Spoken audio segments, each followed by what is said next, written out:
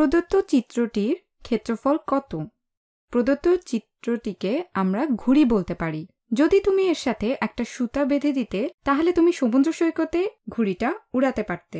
আমরা একটু অন্যভাবে ভাবতে পারি যে একটা ঘুড়ি হলো আসলে একটা চতুর্ভুজ যা এর কর্ণের উভয় পাশে প্রতিসমভাবে বিন্যস্ত।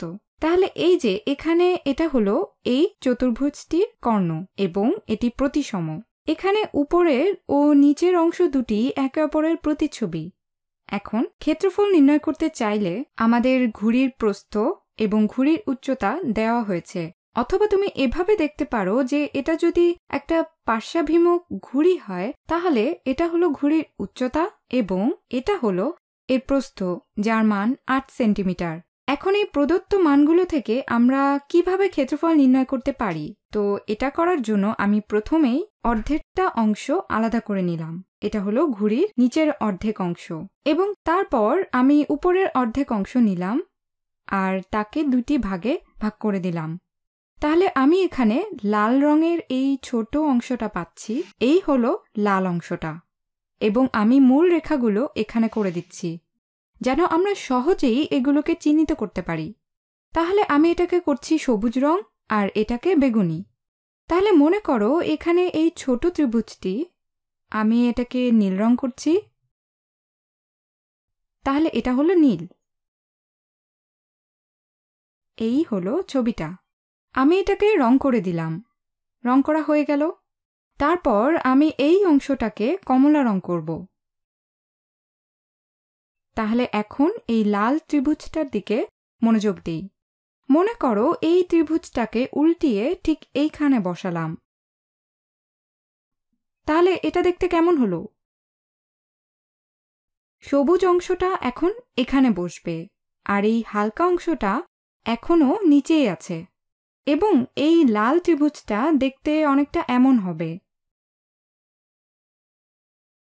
এই হলো লাল ত্রিভুজটা। এখন এই বড় নীল ত্রিভুজের ক্ষেত্রেও একই কাজটা করা যাক। এটাকে এখানে উল্টো করে বসিয়ে দেই। তাহলে এই উল্টো করায় এই সবুজ অংশটা এখন এখানে চলে আসলো আর কমলা অংশটা এখন এখানে, এবং নীল ত্রিভুজটা পাচ্ছি এখানে। এটা মিলে যাওয়ার পিছনে কারণটা আমরা জানি, আর তা হলো এটি এর কর্ণের প্রতিসম। তাই এই দৈর্ঘ্য আর এই দৈর্ঘ্য সমান। তাই এটি একদম মিলে গেছে। এখন আমরা যেটা বানালাম সেটা স্পষ্টতই একটা আয়তক্ষেত্র। এটি এমন একটি আয়তক্ষেত্র যার প্রস্থ 14 সেন্টিমিটার এবং উচ্চতা 8 সেন্টিমিটার। না, বরং 8 সেন্টিমিটার এর অর্ধেক। তাহলে 8 সেন্টিমিটার গুণ 1/2 অর্থাৎ 4 সেন্টিমিটার। আমরা জানি এর ক্ষেত্রফল কিভাবে বের করতে হয়। এটা হলো 4 সেন্টিমিটার গুণ 14 সেন্টিমিটার। তাহলে ক্ষেত্রফল আমরা পেলাম 4 গুণ 14 সমান 56 বর্গ সেন্টিমিটার। তাহলে তুমি যদি ঘুড়িটির ক্ষেত্রফল বিবেচনা করো, তুমি কেবল এর প্রস্থ এবং উচ্চতার গুণফলের অর্ধেক অথবা 1/2 গুণ প্রস্থ গুণ উচ্চতা যে কোনোভাবেই তুমি করতে পারো।